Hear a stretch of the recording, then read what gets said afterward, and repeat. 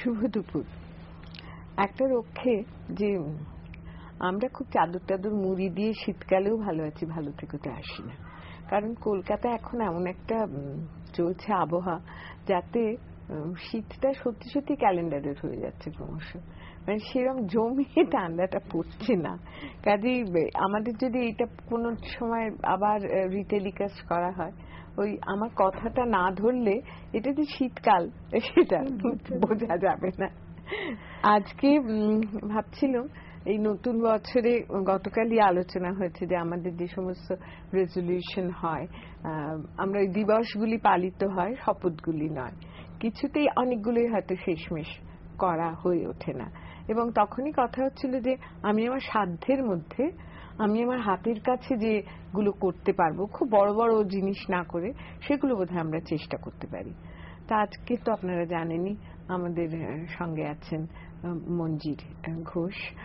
ওর একটা পোশাকি নামও আছে, স্পেশাল এডুকেটর। তাছাড়া উনি একটি স্কুলের বড় দিদিমণি আর কি। তো সমস্ত সব মিলিয়ে মঞ্জিরের কাছ থেকে সঙ্গে আমরা একটু ভাবছিলাম কথা বলি যে শিশুদের অধিকার নিয়ে আমাদের অনেক নথিবদ্ধ অনেক কিছু আছে, অনেক নিয়ম কানুন অনুশাসন আছে, সেগুলো কতটা আমরা আমাদের প্রত্যেক দিনের জীবনে পালন করতে পারি বা রক্ষা করতে পারি, একটু সেইভাবে ভেবে দেখি।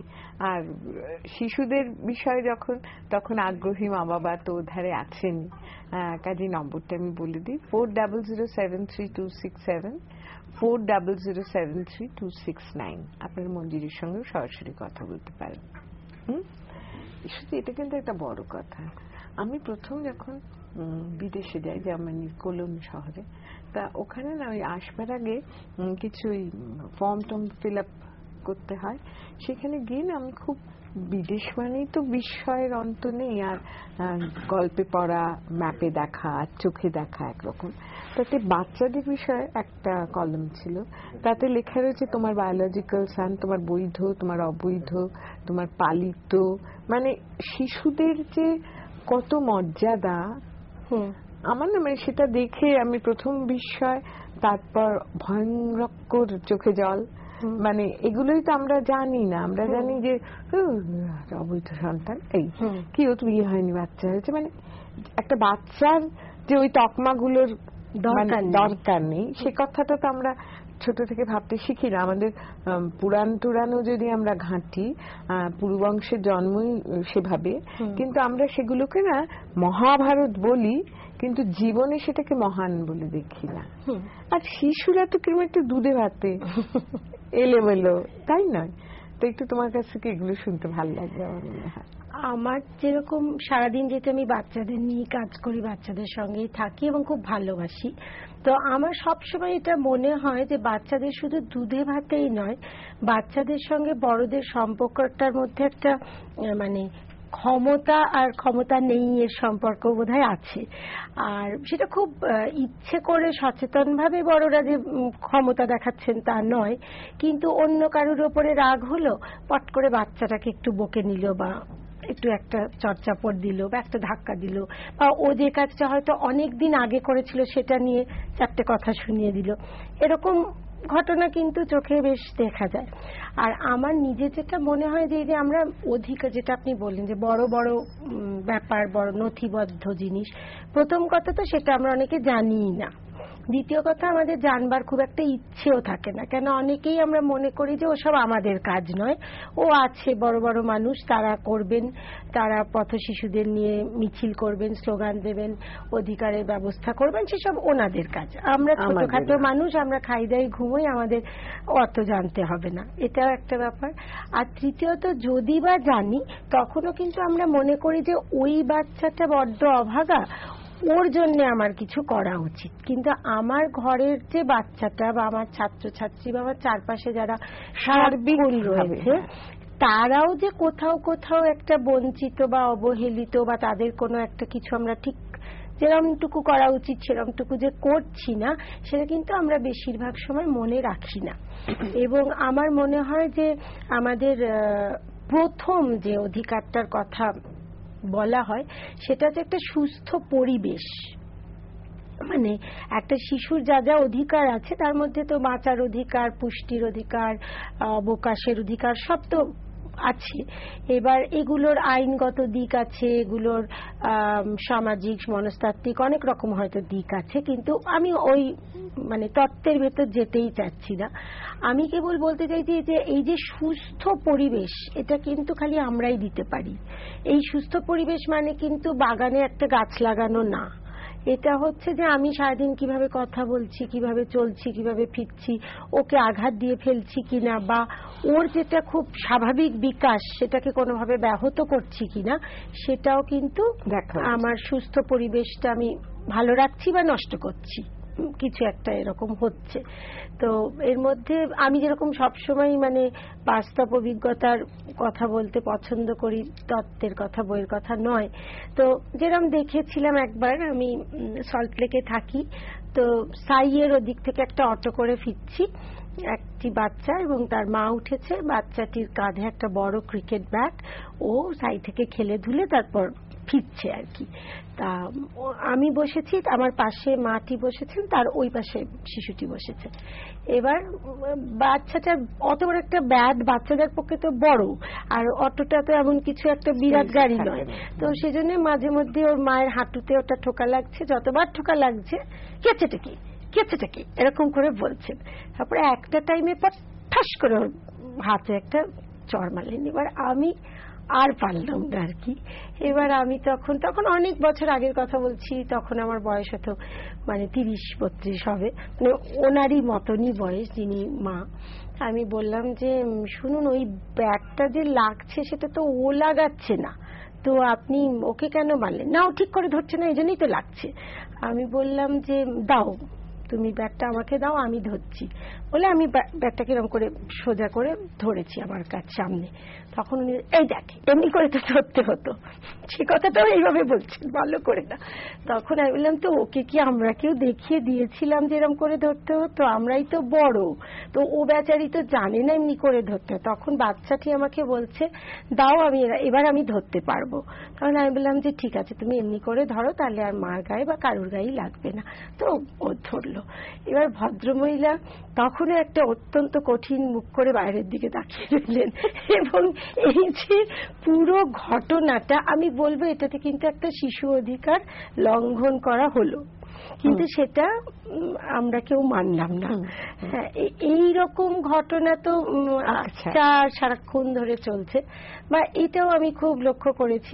আমি এটা নিজের কথা বলছি, আমার বড় মেয়ে যখন খুব ছোট শুয়ে থাকে, আমি তখনও স্কুলে পড়াই, চাকরি করি, তো আমি রোজ বেরোবার সময় ওকে বলে যেতাম যে এবারে আমি স্কুলে যাচ্ছি। হ্যাঁ, এইটা দেখে আমার কেউ কেউ কাজের লোকেরা বা কেউ কেউ অনেক সময় বলেছে যে ও কি বুঝছে, তুমি ওকে আবার স্কুলে যাচ্ছি কথাটা বলে যাচ্ছ কেন, ও তো এখন কিছু বোঝে না। তো তখন আমি তখন বলতাম যে আরে ও তো একটা মানুষ, ও নিশ্চয়ই বোঝে, হয়তো স্কুল কথাটা বোঝে না, কিন্তু এবার যে আমি বেরোচ্ছি বেশ কিছুক্ষণের জন্য ওটা ও বুঝবে। এবং হয়তো এ কারণেই আজ পর্যন্ত এই এত বছর ধরে ওরা কখনো, আমার মেয়েরা, আমি যে বাইরে এত রকম কারণে বেরোই ঢুকি, ওরা কিন্তু কখনো বিরক্ত হয় না বা কাউকে বলতে শুনি না যে ওরা বলছে যে আমাদের মা তো আমাদের দেখে না, খালি বেরিয়ে যায়। কেন আমি কি প্রয়োজনে যাচ্ছি সেটা ওরা সবসময় জানে, এবং যদি কোনো কারণে আমার বাইরে কোথাও দেরি হয় তাহলে আমি কিন্তু ওদেরকে জানাই যে আমার এই কারণে দেরি হচ্ছে এবং আমার একটু রাত হবে, তুমি এটা ততক্ষণ করে নিও। সুতরাং আমি বড় বলে আমি কখনোই ওদের কাছে আনসারেবল নই, এটা আমি মনে করি না। এবং সেই জন্যই হয়তো ওরাও যেখানে যায় বা যা করে সেটা আমাকে বলে বা দেরি হলে জানায় বা যাই। এবার এই জিনিসটা আমি অনেক মাকেই দেখেছি যে ও তো আমি সবসময় বা ও তো আমি সবসময় আমায় বিরক্ত করছে, আমি একটু দেরি হলেই করবে, কোথাও আমি যেতে পারবো না, আমার যাবার উপায় নেই। আরে সবই হবে, শুধু একটা আলোচনা এবং একটা সংলাপ ঠিক মতন হলে হবে। এবং ওই জায়গা থেকে আমি বলবো যে সমস্ত বাচ্চাদের প্রত্যেকটা কথা বাড়িতে যা যা ঘটছে আমার মনে হয় ওদের সাথে আলোচনা করে কাজটা করে যতটা ওদেরকে বলতে পারা যাবে ততটাই বলবো, কিন্তু বলবো। এই প্রসঙ্গে আরেকটা জিনিস আমার মানে মনে পড়েছে, সেটা হচ্ছে যে একজন বাচ্চাকে, সে ক্লাস 9-এ তখন, তার বাবা ভর্তি করতে এসেছেন। তো আমার কাছে ইন্টারভিউ দেওয়ার জন্য বসেছে। তো উনি আমার বাচ্চাটিকে, আমি লক্ষ্য করছি যে বাচ্চাটি ঠিক 9-এর একটি বাচ্চার মতন নয়, মানে একটু যেন বিরক্ত, একটু ছেলে মানুষ, মানে একজন প্রিন্সিপালের সামনে বসে ইন্টারভিউ দেওয়ার সময় তার যে সচেতনতাটা থাকা উচিত সে যেন ঠিক অতটা নয়। মানে আমি তার নামটি জিজ্ঞেস করলাম, আমার এই মুহূর্তে আমি নামটি বলতে চাই না, যাই হোক নামটি একটু কঠিন আর কি। তো আমি তখন তাকে আরেকবার জিজ্ঞেস করলাম যে তুমি তোমার নামের মানে জানো? হ্যাঁ জানি, এরম উত্তর। তো তাতে আবার একটু মনে হয়েছে, তখন আমি ওর বাবাকে জিজ্ঞাসা করলাম যে এরকম আপনি এখন তো বদলি হয়ে আসছেন, এর আগেও কি আপনি অনেকবার বদলি হয়েছেন এবং ওকে অনেকবার স্কুল বদল করেছেন? উনি বললেন হ্যাঁ, এটা ওর 11তম স্কুল হবে। তখন আমি বললাম আচ্ছা। তারপরে কথা টথা হওয়ার পরে আমি বাচ্চাটিকে বললাম তুমি একটু বাইরে গিয়ে বসো, আমি তোমার মা বাবার সঙ্গে একটু কথা বলি। তারপর ওর বাবাকে আমি বললাম যে আচ্ছা আপনার কি মনে হয় না যে ও স্বাভাবিকের থেকে একটু অন্যরকম?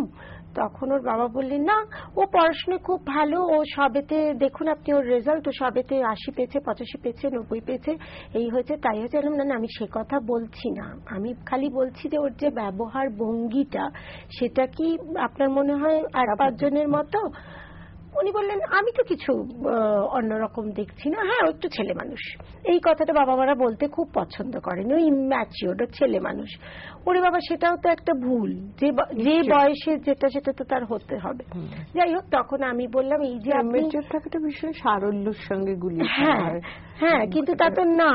আচ্ছা, এবারে আমি তখন বললাম যে এবার আপনি যতবার, এই যে এতবার বদলি হচ্ছেন, ওকে স্কুল বদল করতে হচ্ছে, তো এই যে আপনি এখন ক্লাস 9-এ বদলে আনছেন ওকে, ওর সঙ্গে আপনি এটা নিয়ে একটু কথা বলেছেন?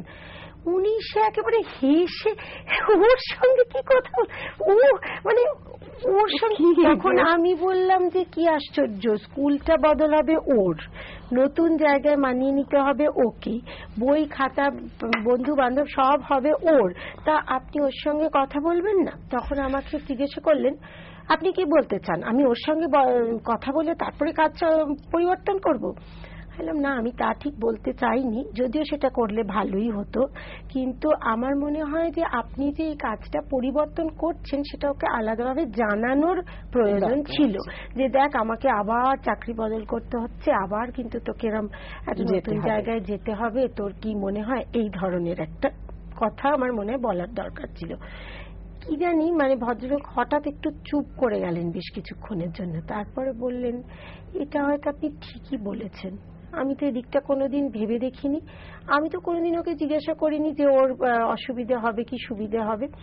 তখন আমি বললাম প্রথম কথা, আপনি যে 10-11 বার চাকরি বদল করেছেন এতেও কিন্তু একটা, মানে আপনার দিক থেকেও একটা অসুবিধা হচ্ছে তো? হ্যাঁ সে তো হচ্ছেই। বললাম হ্যাঁ, তাহলে ওরও নিশ্চয়ই হচ্ছে, আপনারটা তবু আপনার সিদ্ধান্তের কারণে হচ্ছে, ওরটা তো ওর সিদ্ধান্তের কারণে হচ্ছে না, তাহলে ওকে কি একবার জিজ্ঞেস করলে ভালো হতো না? এবং এইটা করতে করতে কিন্তু আজকেও এই জায়গায় গিয়ে দাঁড়িয়েছে, এবং এটা কিন্তু অপরিণত মানসিকতা নয়, ইম্যাচুরিটি নয়, এটা হচ্ছে ওর একটা রাগের প্রকাশ। এবং সেই জন্যই আমি ওকে নেবার আগে দুবার হয়তো ভাববো যে আমার 8-10টা স্বাভাবিক শিশুর সঙ্গে ও কি পারবে। তাতে উনি কি বুঝলেন জানি না, পরে যদি আমি বাচ্চাটিকে নিয়েও ছিলাম এবং তাকে নিয়ে তারপরে বেশ 1 বছর আমাদের খুব অসুবিধাও হয়েছিল নানান রকম কারণে, এবং তার বাবাকে আমার বারে বারে ডেকে বোঝাতেও হয়েছিল, কিন্তু আমি বলতে চাইছি এই যে ওর সঙ্গে কথা না বলাটাকে স্বাভাবিক হিসাবে ধরে নেওয়া, তার থেকেই কিন্তু অস্বাভাবিকতাটার জন্ম। হ্যাঁ, এটাই মানে ওর অধিকার জানা যে এবং এটা হতেই পারে যে যেতেই হবে, কিন্তু সিদ্ধান্ত হয়তো না, কিন্তু কি কার্যক্রম সেটা তো সে ওকে জানতে হবে না। অনেক সময় হয় যে বাড়িতে ধরুন লোকজন নিমন্ত্রণ করা হয়েছে। একটা ফোন নিই। হ্যাঁ হ্যাঁ বলুন, উর্মিমালা বলছি। দিদি, হ্যাঁ নমস্কার। আমি আপনাদের এই অনুষ্ঠানে নিয়মিত শ্রোতা এবং দর্শক। ধন্যবাদ। হ্যাঁ, আচ্ছা, আমার কাছে আমি ডক্টর ম্যাডামের কাছে আমার একটা প্রশ্ন আছে। হ্যাঁ, আমি বলতে চাইছি যে আমি যে বাচ্চাটিকে মানে আমাকে এই বছরের জন্য যে বাচ্চাটির কাছে আমাকে নিয়োগ করা হয়েছে, আমি বিষয়টা গৃহ শিক্ষিকা। বাচ্চাটার বয়স হচ্ছে 5 বছর। আমাকে যখন প্রথম নিয়ে গেলেন আমাকে যে পরিচয় দিয়েছিলেন যে ভদ্রমহিলা, তিনি বাচ্চাটার বাড়িতে নিয়ে গেলেন। বাচ্চাটার মা বাবার সাথে আমি কথা বললাম, ওর স্কুলের সমস্ত বইগুলো দেখলাম।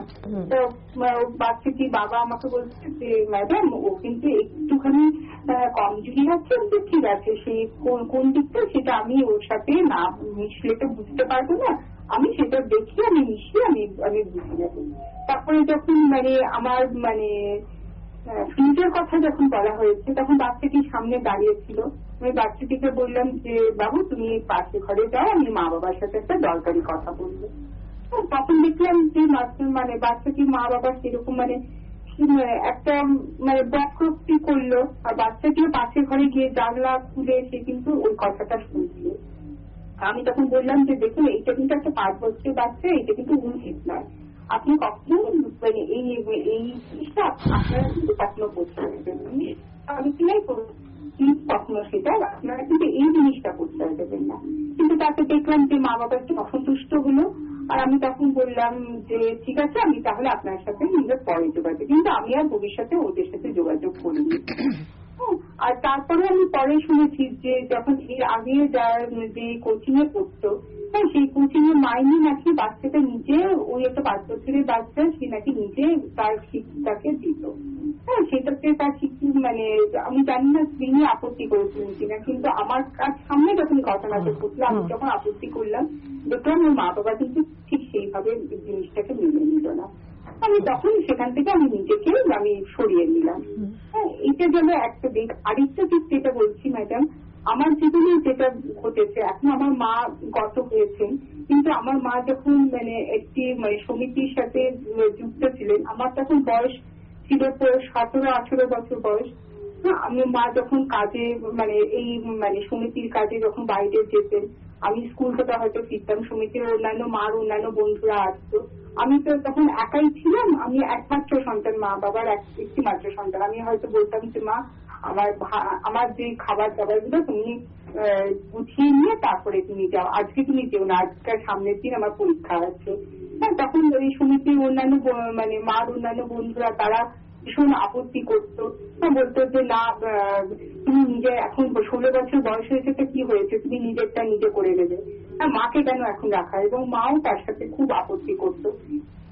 তাহাদের কথা বলে আমরা একটা তখন আকাশবাণীর রেডিও FM এ যে আজ রাতে বলে অনুষ্ঠানটা হতো, করেছিলাম আমরা কৃষ্ণকিশোর বলে এক ভদ্রলোকে, কৃষ্ণকিশোর দাশগুপ্ত, ওই আমহি স্ট্রিট রাস্তার আজকাল পত্রিকার অফিস ছিল, ওর পাশে তুমি এখনো গেলে দেখবে বসত বাড়ি প্রায় হয়ে গেছে এরকম।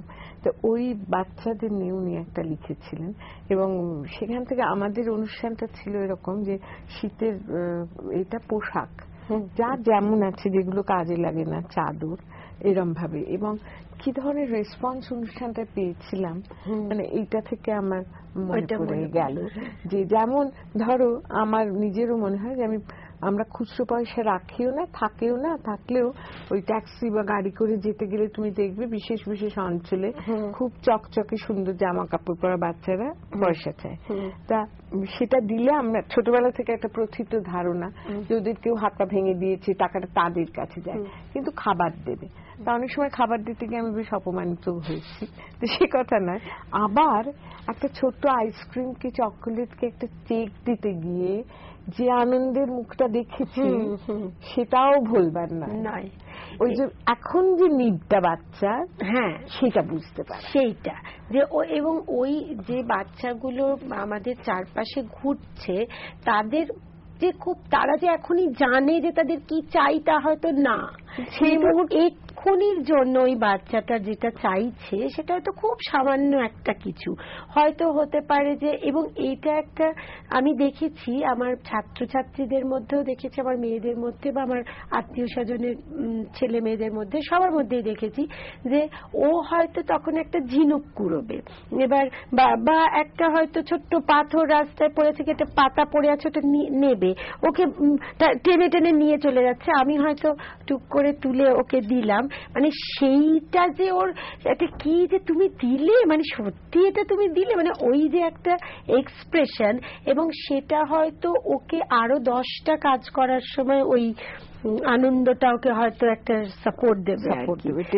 এবং এই জিনিসটা আমার সবসময় এই জন্য মনে হয় যে বাচ্চাদের সঙ্গে যে কাজটা আমরা করি সেই কাজটা বেশিরভাগই আমরা আমাদের মতে করি, সেটা না করে যদি আমরা ওদের মতটা একটু নিয়ে করি তাহলে হয়তো অনেক ভালো হয়। তোমারও একটা গল্প বলছিলে, বলছি একটা টেলিফোন নিয়ে নি। হ্যাঁ বলুন উর্মিমালা। হ্যালো। হ্যালো। হ্যাঁ ম্যাম, আমি টালিগঞ্জ থেকে বলছিলাম। আমি খুবই প্রোগ্রামটা, আপনাদের প্রোগ্রাম আমি রোজ দেখি, মাঝে মাঝে কলেজ থেকে চলে এসে ওই প্রোগ্রামটা দেখি। এরকম হয় যে একটা দুটো ক্লাস বন্ধ থাকুক কিন্তু আপনাদের কাছে আসি। আজকে আমি একটু পড়াশোনা নিয়েই জানতে চাইছি, নিজের পড়াশোনা নিয়ে। আমার 2014 সালে এইচএস পাস করেছি, খুব ভালো রেজাল্ট হয়েছিল, 90% মতো মার্কস দিয়ে আমি পাস করে কলকাতার খুব নামি কলেজে ভর্তি হয়েছিলাম ম্যাথস অনার্স নিয়ে, কারণ ছোট থেকে ম্যাথসটা খুব ফেভারিট সাবজেক্ট। তো তারপর এক বছরও না 6 মান্থ 7 মান্থস পড়ার পর বাড়ির বিভিন্ন প্রবলেমের জন্য সেই পড়াশোনাটি আমাকে ছেড়ে দিতে হয়।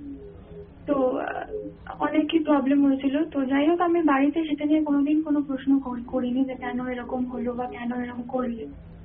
কোনোদিন আমি তাদেরও দোষ দেখিনি, হয়তো তাদের পার্সপেক্টিভ থেকে তারা ঠিক, কিন্তু আমি নিজে তারপর একটা ওপেন ইউনিভার্সিটিতে গিয়ে নিজে আমি ইংলিশ অনার্স নিয়ে ভর্তি হয়ে নিজে আমি টিউশন করে সেই পড়াশোনাটা এখন অব্দি চালাচ্ছি, আমার লাস্ট ইয়ার চলছে।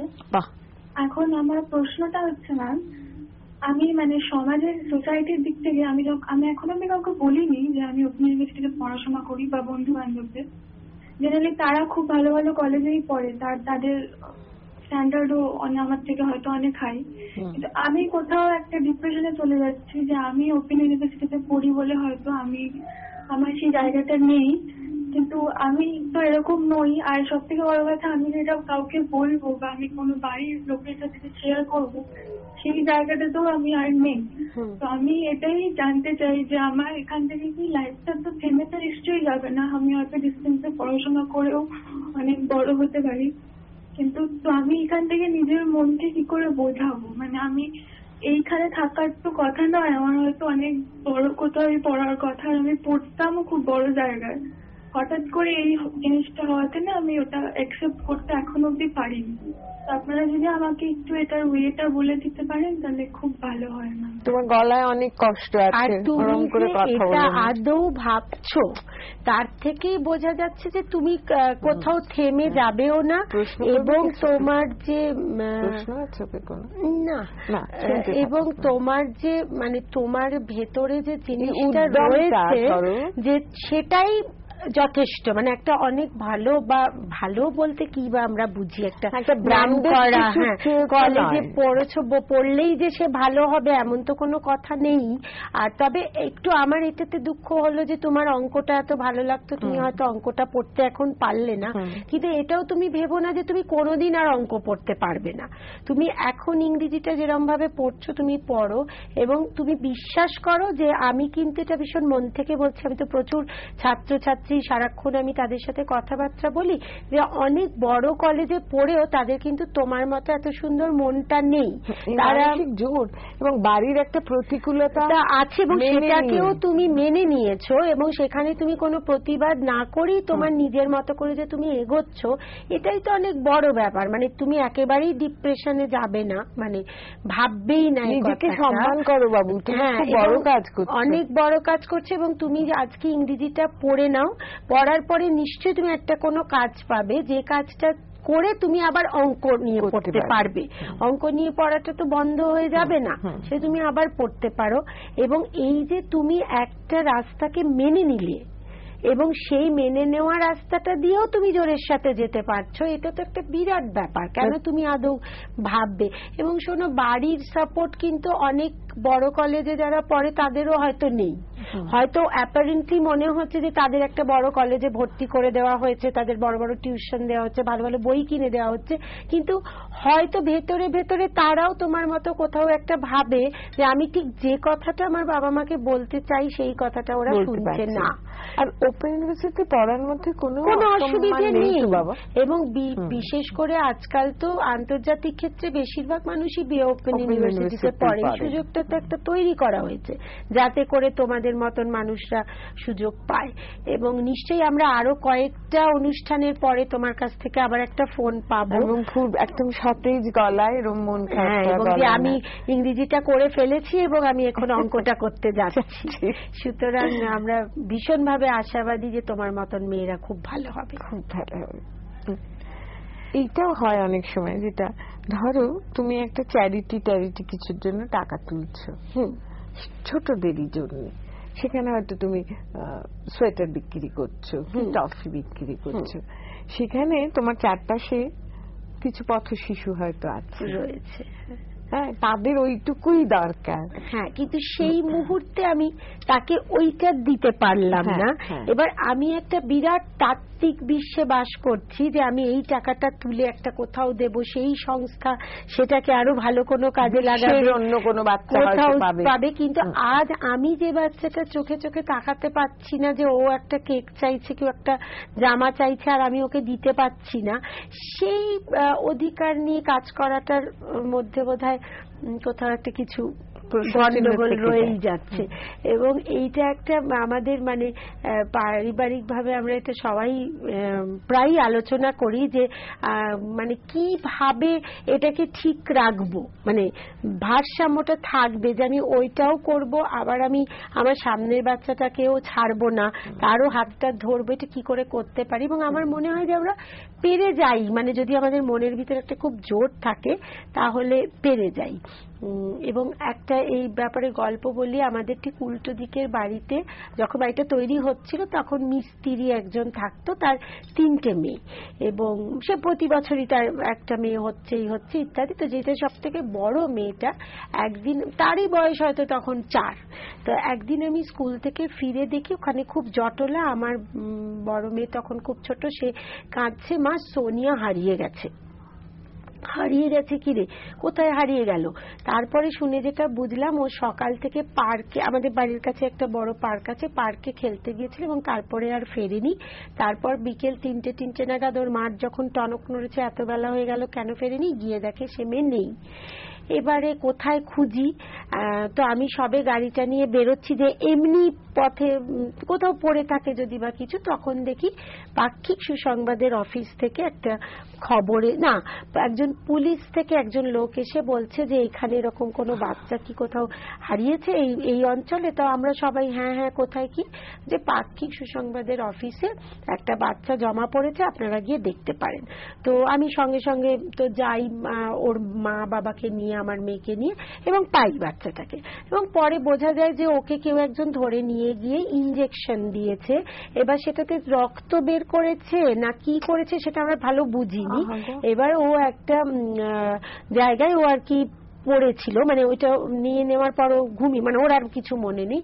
তখন একজন রিক্সাওয়ালা, সে ওই বাচ্চাটাকে রিক্সাতে উঠিয়েছে, উঠিয়ে ওকে বলেছে তুই বল। এবার ও বলতে পারছে না তো যে কোন ব্লক কি, তো রিক্সাওয়ালাটা ওই কাছাকাছি ব্লকগুলোতে ঘুরেছে, কিন্তু তারপর যখন ও কিছুতেই বুঝিয়ে বলতে পারি তখন ওকে ওখানে নিয়ে গেছে। তারপরে ওরা একটু মানে খাবার টাবার দিয়ে একটু সুস্থ করে ওকে বোধহয় জানতে চেয়েছে যে কোথায় তোর বাড়ি। তো ও এই পর্যন্ত বলতে পেরেছে যে একটা খুব বড় পার্ক আছে, সেখানে পুজো হয়, কাছে একটা বাজার আছে, আর সি দিয়ে মানে সে জায়গাটা। আর আমার উল্টো দিকের বাড়িতে একটা বড় বারান্দালা বাড়ি আছে, সেইখানে একজন দিদিমণি থাকে, মানে আমি আর কি। সেই দিদিমণি গাড়ি চালায়। এই ওর তথ্য, এই তথ্যপঞ্জির ওপরে নির্ভর করে ওই রিক্সাওয়ালাটা বলেছে যে ওই CKCL ব্লকের ওইখানে একজন আমার কথা বলেছে দিদিমণি। মানে কিরম করে আমার এখন অত পরিষ্কার মনে নেই, জানতে পেরে ওরা খোঁজ দেয় এবং তারপর আমরা বাচ্চাটিকে নিয়েও আসি। তো এই যে ঘটনাটা ঘটে, এইতে মানে আমার একটা মনে হয় যে ওই যে বাচ্চাটা, ওকে কেউ বলেছিল আমি পুতুল দেব, তো সেই পুতুলের লোভে ও গেছে। তখন আমি ওকে বলি যে তুই এত পুতুল, তুই আমাদের বাড়িতে এসে পুতুল খেলি, সেখানে পুতুল, তুই কেন, তোকে পুতুল দেবো বললো বলে তুই চলে গেলি। তারপরে আমরা ওর সাথে কথা বলি, কি হয়েছে, ডাক্তারও দেখানো হয় এবং বোঝা যায় না ঠিক যে ইনজেকশনটার কি ব্যাপারটা, মানে কেন কি হয়েছিল, এবং কোনো মানে ফিজিক্যাল অ্যাসল্ট কিছু করা হয়নি, এটা বোঝা যায়। তা যাই হোক, তারপরে তো এই যে বাচ্চাটা, তাকে যে ধরুন নিয়ে আসাই করা, এবার এই যে এত বড় একটা জায়গায় বাদ বাকি কারুর কিন্তু এটাতে কোনো বিড়ম্বনা হলো না, মানে অতটা সময় ধরে যে চলছে, ওকে একটা কুচ্ছি যাচ্ছে এই করছে, বাকিদের কিন্তু তাতে খুব একটা কিছু হচ্ছে না। এবং ওই একটা যে ওদের তো 3-4 করে বাচ্চা হয়, একটা দুটো হারিয়ে যায়, একটা দুটো মরে যায়, মানে কি এবার এই জায়গাটা থেকে কিভাবে আমরা মানুষকে বার করব সে আমরা জানি না। কিন্তু সব সময় আমি দেখেছি যে যেটা আমাদের একদম ঠিক সামনে এসে পড়ে, সেটাতে একটা রেসপন্ড করার আমাদের দরকার আছে, এবং আমরা যদি করি তাহলে আমাদের বাড়ির ছেলেমেয়েরাও করবে, এবং এইভাবে যে ওই যে সুস্থ পরিবেশ যেটা শিশুর অধিকার, সেটা হয়তো কোনোদিন তৈরি হতেও পারে। এবং আমরা যে যার মতো করে যতটুকু যেটা করতে পারবো, যেটুকু পারবো, সবাই তো সবকিছু পারবো না। এবং সব থেকে আগে হচ্ছে যে আমার নিজের বাড়িতে যে বাচ্চা আছে, আমার সামনে যে বাচ্চা আছে, আমার আত্মীয় পরিজনের যে বাচ্চা আছে, আমি শুধু এইটুকু দেখি যে তাদের আমরা সম্মান করছি কিনা এবং তাদের একটা মানুষ বলে বিবেচনা করছি কিনা। মানে একটা এরকম আমি দেখেছি, একটা ভালো মানে এমনি বাড়িতে তুই এরকম করছিস, তোর প্যান্টটা খুলে দেবো, মানে এটা কি একটা কোনো ওর সাথে মজা করার বিষয়? এবার ও সেটাতে লজ্জা পাচ্ছে, ভয় পাচ্ছে, ছুটে পালাচ্ছে, সেটাই সবাই হাসছে। একটা বাচ্চা, তাকে কি নিয়ে মজা করার কোনো সে ব্যাপার? অথবা ওই যে অসম্ভব খারাপ করে যে তুমি অটোর কথা, হ্যাঁ, মানে একটা ভারী ব্যাগ নিয়ে একটি বাচ্চা হাঁটতে পারছে না, কিংবা মাই হয়তো হাঁটছে, বাচ্চাটা একটু এদিক ওদিক ফুল দেখছে, গাছ দেখছে, তার সঙ্গে আরো একটা ছোট বাচ্চা আছে, সেও হাঁটছে, সে তো স্পিড রাখতেই পারছে না। মা যে ভাষায় তাদের গুঁতনি দেন, হিড় করে টেনে নিয়ে যাচ্ছেন, জোরে ধমক দিচ্ছেন, ও তো ছোট, কি করে তোমার পরিমাণে তাড়াতাড়ি হাঁটবে। এবং সবসময় বাচ্চাদের সঙ্গে কথা বলা হয় চিৎকার করে, এবং পরে বলা হয় যে তুই কেন চিৎকার করে কথা বলছিস, ও তো জানেই না আস্তে কথা বলাটা কি ব্যাপার। এবং এটা আমি সবাইকে দেখেছি যে সবসময় ওপর থেকে একটা, তুমি এটা কেন করেছো, এটা করবে না। কিন্তু একবারও কি ওকে জিজ্ঞাসা করা হয় যে এটা যে তুমি করলে আমার না খুব খারাপ লাগলো, এরম করে কি আমরা কখনো বলি? এবং আমি দেখেছি বললে কিন্তু ওরা ভীষণ সুন্দর করে সেটা মানে গুরুত্ব দেয়। এবং এটা আমি সবসময়, শুধু লোভ আর ভয় না, বাবা আমি বড়, এটা না, মানে আমারও তো কষ্ট হচ্ছে, তুমি যদি এরকম করো আমার এত খারাপ লাগছে, আমার কান্না পেয়ে যাচ্ছে। মানে বেসিক জায়গাটা তাহলে আমাদের সময়ও কম, মানে তুমি যে ব্যবহারটা আশা করো ছোটদের সঙ্গে, তুমি সেই ব্যবহারটা যদি করো তাহলে ছোটদের একটা সর্বাঙ্গীন বিকাশ হবে, তারা মানুষ হিসেবে চিহ্নিত হলে তারা আর সকলকেও মানুষ হিসেবে ভাবছে। এবং এই যে এত জিঘাংসা, মারামারি, যুদ্ধ, মানে সব রকমের ভায়োলেন্স, সেটার শুরু কিন্তু ওইখান থেকে, মারবো টেনে এক চর, চুপ করো, অথবা মাটিটাকে মারো, তোমাকে লাগিয়ে দিয়েছে। কাজে আমরা একটু সহৃদয় হই, একটু বাচ্চাদের সঙ্গে তাদের ভাষায় তাদের মতো করে কথা বলি, এবং ওদের একটা সুস্থ পরিবেশ দিই, যেটা ওদের দরকার, অধিকার।